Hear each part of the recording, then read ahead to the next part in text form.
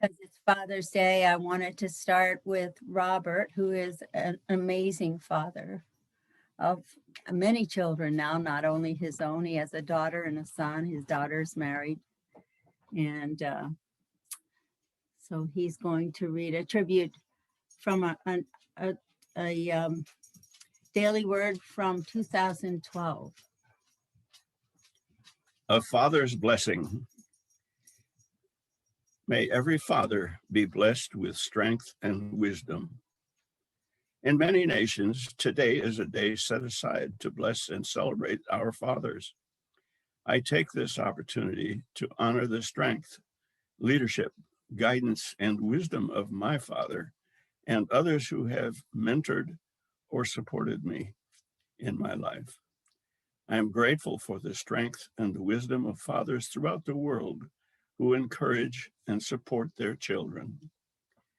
Strength and wisdom are spiritual attributes given to us by God. I give thanks for their highest and fullest expression as I regard these divine qualities in others. I also develop them more fully within.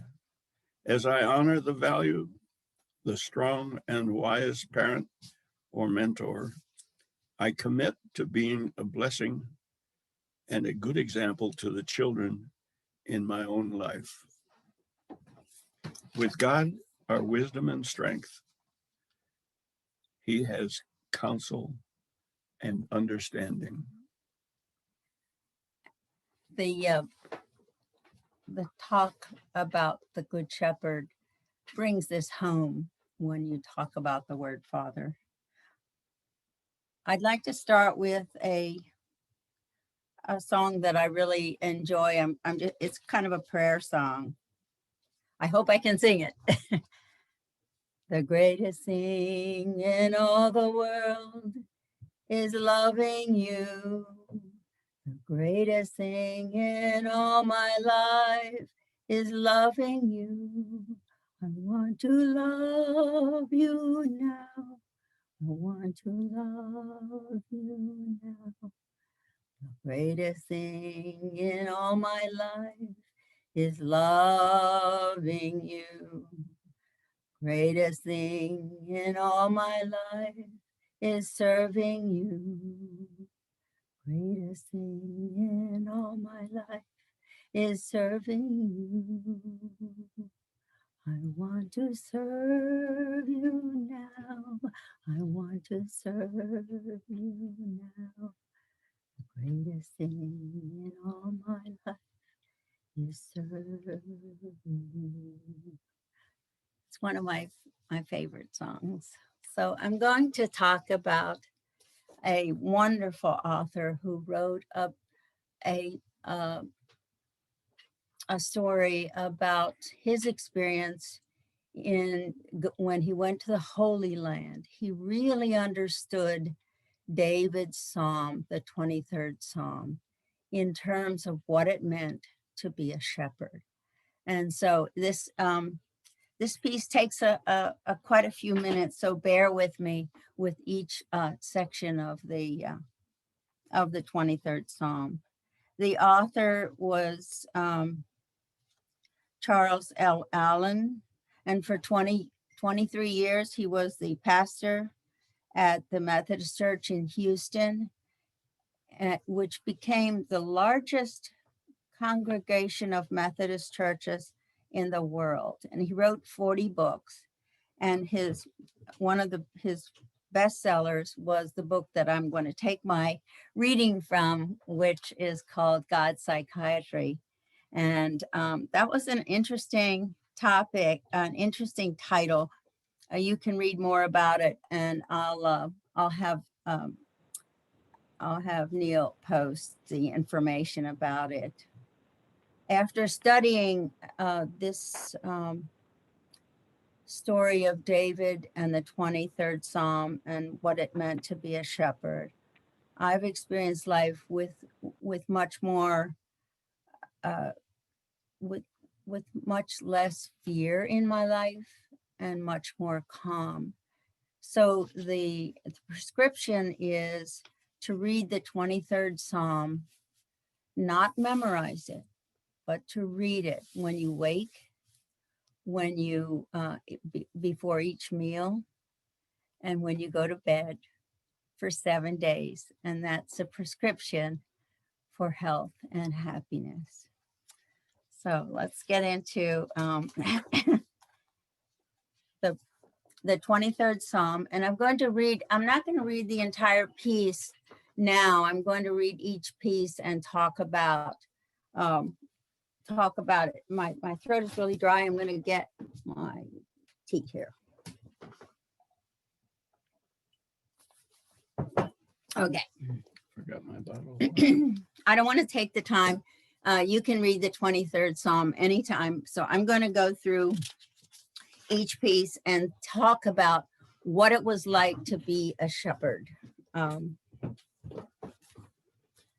The Lord is my shepherd, I shall not want. Right after World War II, the Allied army gathered up hungry children and they placed them in camps.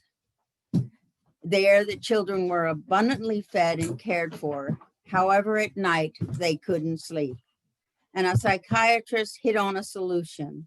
After the children were put to bed, they were each given a slice of bread to hold. If they wanted more to eat, they were given more, but they were supposed to just hold that piece of bread while they slept. The slice of bread produced marvelous results. The child would go to sleep subconsciously feeling that it would have something to eat tomorrow. That assurance gave the child a calm and peaceful rest.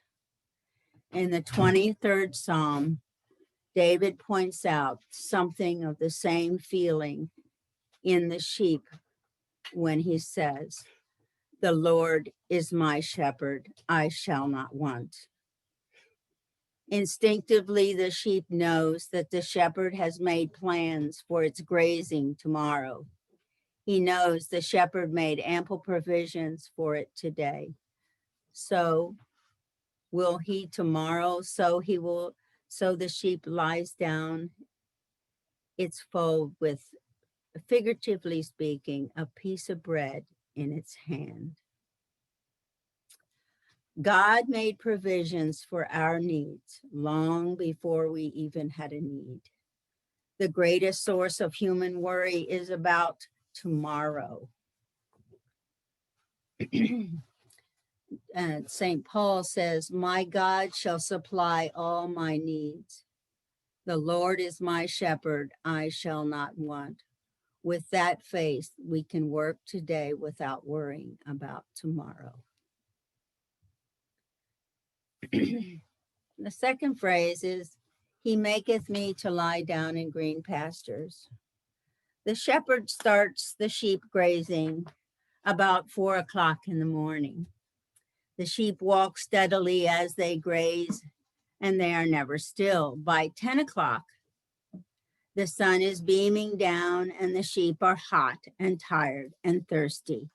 The wise shepherd knows that the sheep must not drink when it's hot, neither when its stomach is filled with undigested grass. So the shepherd makes the sheep lie down in green pastures in a cool, soft spot.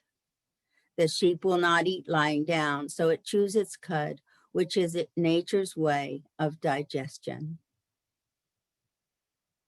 Study the lives of great people, and you will find that in every one of them, they will draw apart from the hurried life and rest for rest and reflection. Be still and know that I am God. We sometimes forget that before Jesus sent out his disciples to conquer the world, he told them to tarry for prayer and the power of God.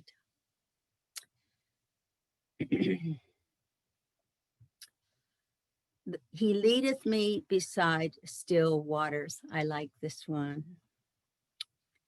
The sheep is a very timid creature, especially it's afraid of swiftly moving water, he has a good reason.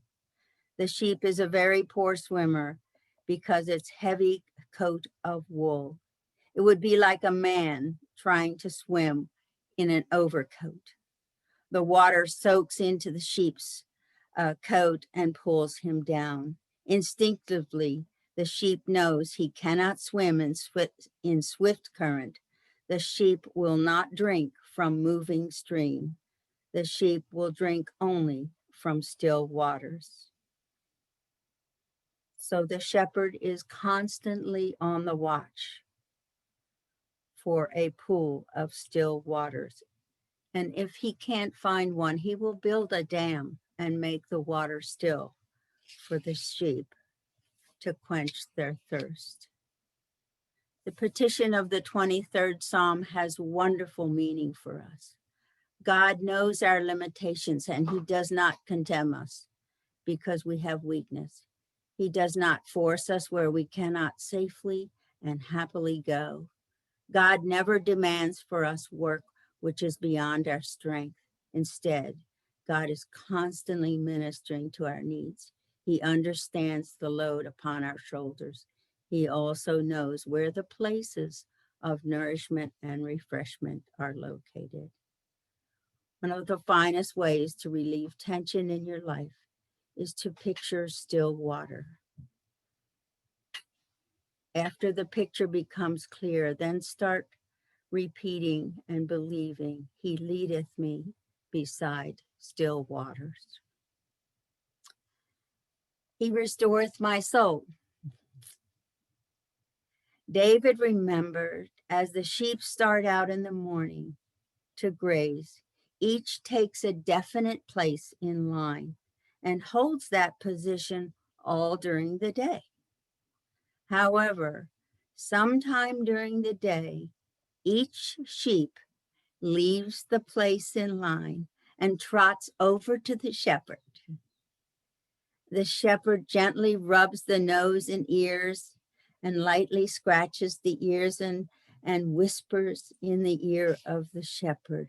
Reassured and encouraged, the shepherd takes his place in line again.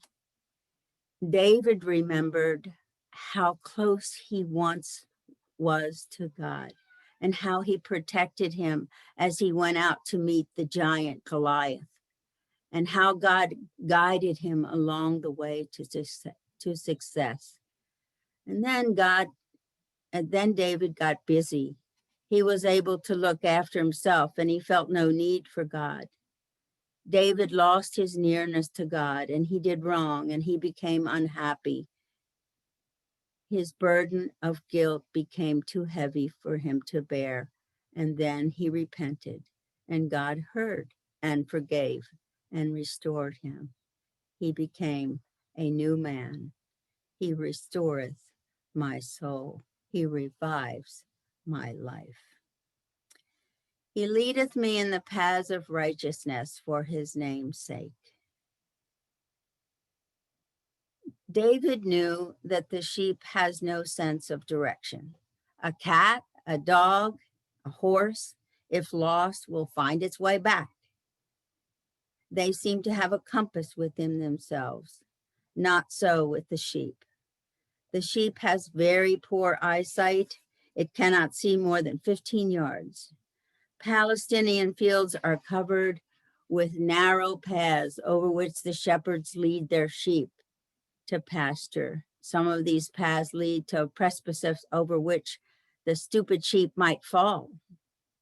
The sheep follow the shepherd, knowing that he was walking in the right path. The sheep is willing to trust that somewhere to the sheep is willing to trust that somewhere to the shepherd's judgment. Perhaps David remembered his forefathers as they made their way across the trackless wilderness of Egypt to the promised land. God sent a pillar of fire by night and a pillar of cloud by day following it. The Israelites did come to the promised land. Notice that the psalm says, he leadeth me. God doesn't drive. He is climbing the same hill that we climb. Man is not alone. As we take life one step at a time, we can walk with him the right paths.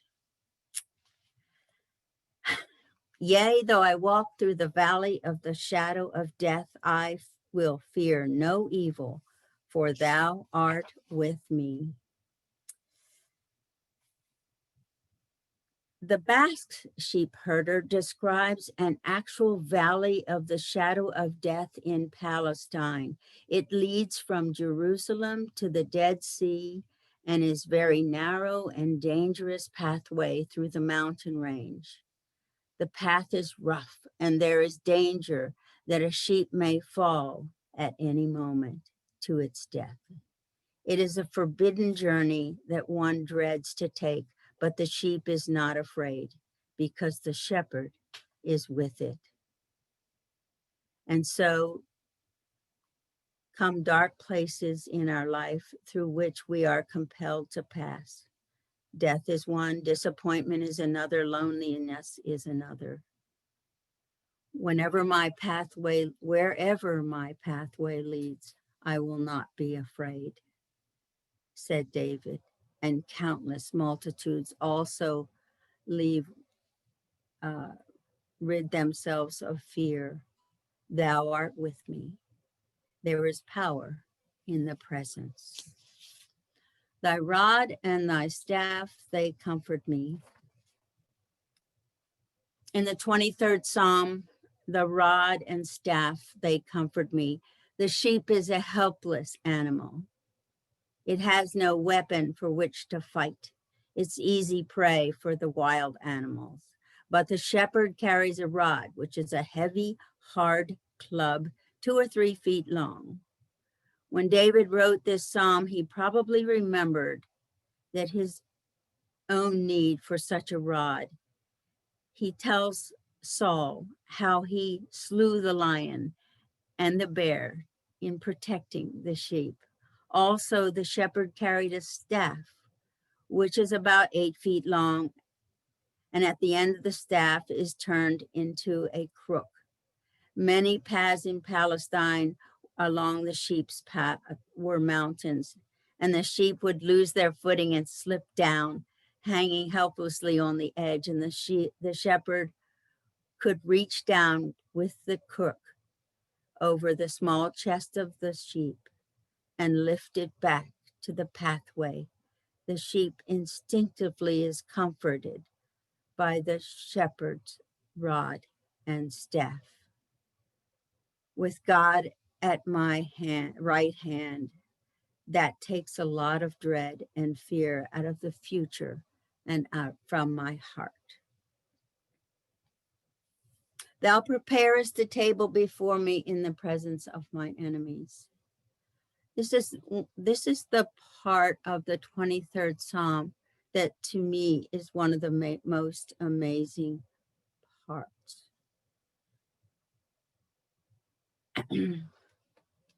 I realize that the great principle of the universe is that everything in place in the universe is built for comfort, protection, and greatness for a human being. So, in the pastures of the Holy Land grew poisonous plants, which were fatal to sheep if eaten. Also, there were plants that had sharp thorns that would penetrate the soft noses of the sheep and cause ugly sores. Each spring, the shepherd would take his mattocks, dig out these enemies of the sheep, pile them up, and burn them. Thus the pastures were safe for the sheep to graze.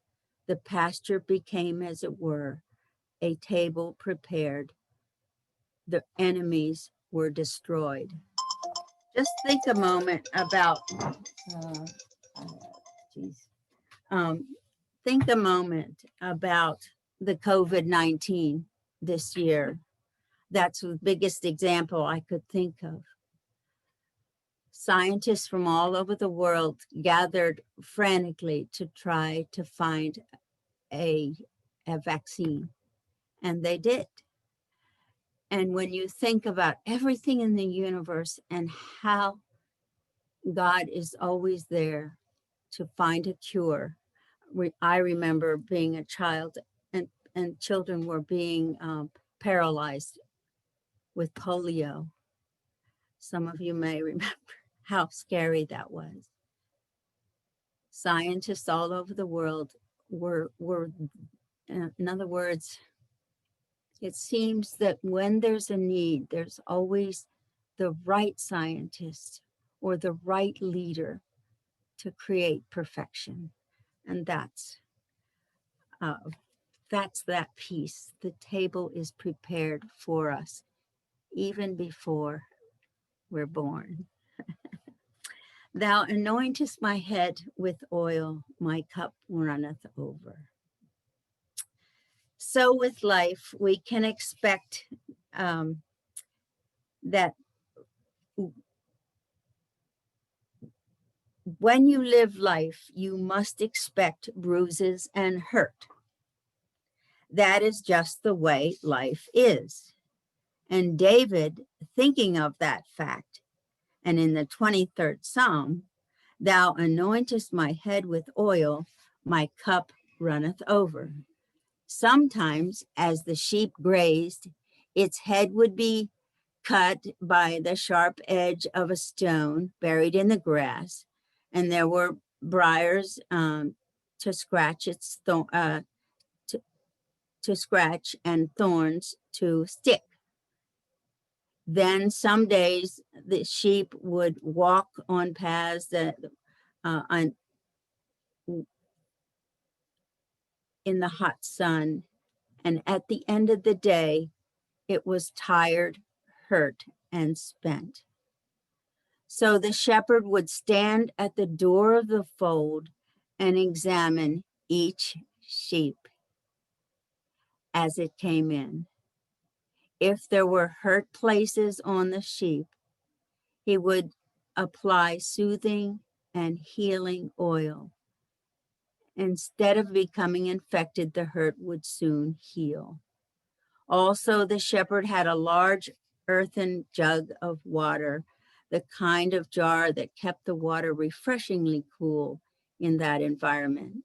And as the sheep came in, the shepherd would dip down in the water with his big cup and bring up a brimful, and the tired sheep would drink of the life-quickening water.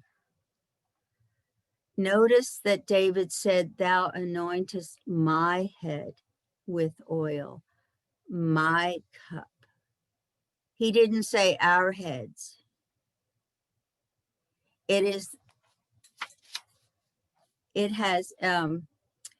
is the singular personal pronoun. All day long, the shepherd has been concerned with the flock, but as they go into the fold, he takes them in one by one. Jesus said, he calleth his own sheep by name. The psalmist said, he healeth the broken heart. He telleth the number of stars. The power of the universe is the power at my disposal. I'd like to sing we have two more pieces to go, but I'd like to sing another little prayer that I like so much. Many of you may have heard it already. It's just really, really sweet. It reminds me of holding the sheep when they have a sore on their head. Crazy. Okay. He said, take a drink. Cradle me, carry me,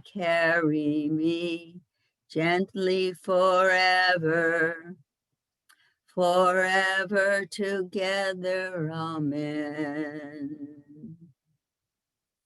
Very short. Surely goodness and mercy shall follow me all the days of my life. David says the same thing in different words. Surely goodness and mercy shall follow me all the days of my life. He is not wistfully thinking. He says, surely, surely. David was an old man when he wrote the 23rd Psalm.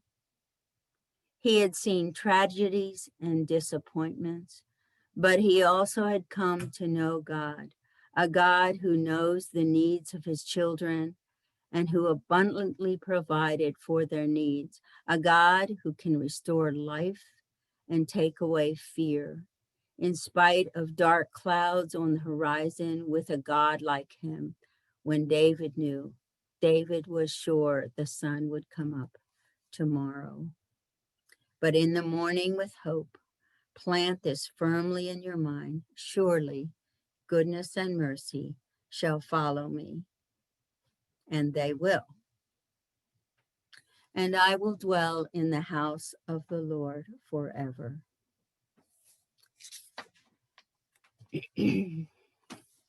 David closes the 23rd Psalm with a mighty crescendo of faith when he declares, I will dwell in the house of the Lord forever. Remember that David was the forefather of Jesus, so he never knew Jesus. He never knew what Jesus said when Jesus said, I am the resurrection and the life. He that believeth in me, though he were dead, yet shall he live. And whosoever liveth and believeth in me will never die.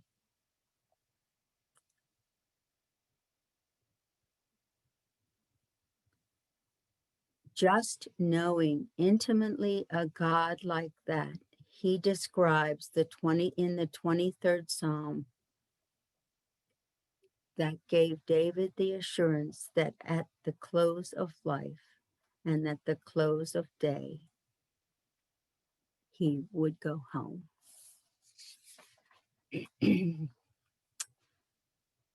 This Psalm of David has sung its way across the barriers of time, race, and language for 25 centuries, and it has been treasured in the hearts of people today, and it is more beloved than ever before.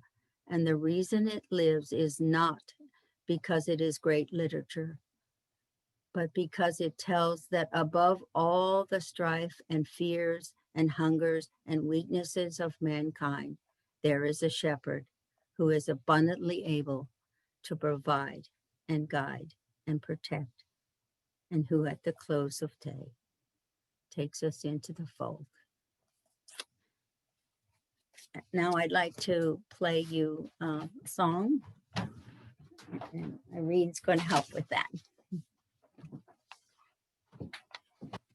The Lord is my shepherd. You can sit, please. Sit.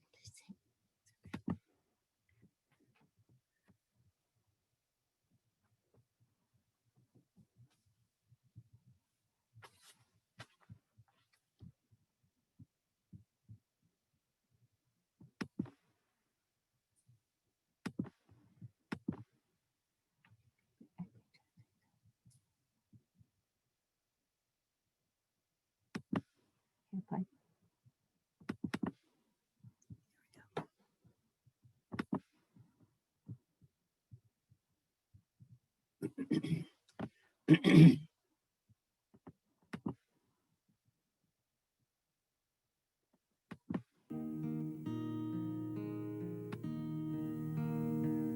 The Lord's my shepherd, I'll not want. He makes me lie in pastures green. He leads me by the still, still waters. His goodness restores my soul. And I will will trust in you alone. And I will trust in you alone. For your endless mercy follows me. Your goodness will lead me home. He guides my ways in righteousness, and He anoints my head with oil, and my cup it overflows with joy. I feast on His pure delights, and I will trust in you alone. And I will trust in you alone. For your endless mercy follows me. Your goodness will lead me home. And though I walk the darkest path, I will not fear the evil one, for you are with me, and your rod and staff are the comfort I need to know. And I will trust in you alone. And I will trust in you alone. For your endless mercy follows me.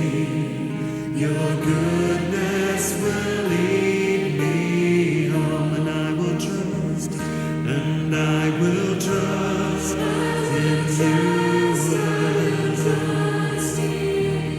And I will trust in you alone. For your endless mercy follows me. Your goodness will lead me home. For your endless mercy. For your endless mercy follows me. Your goodness will lead me home.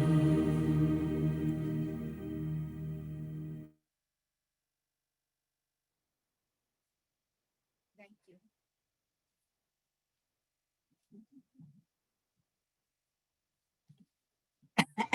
Just a moment. Technical.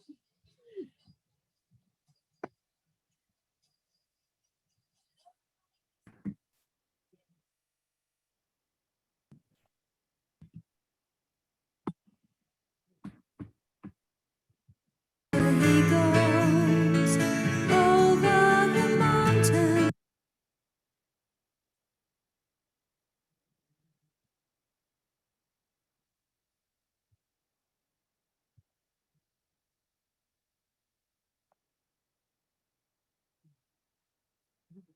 The next song started, but we didn't expect that next song to start to play. So Wow. what happened to me when I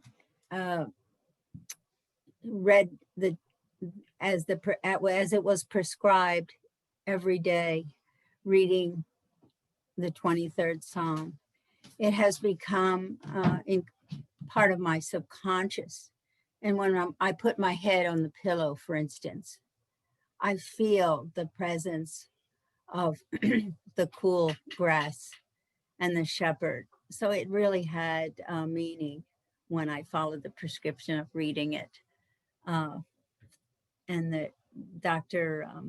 Charles Allen says, read it for 7 days, 5 times a day. So it really had made a difference as a prescription for healing.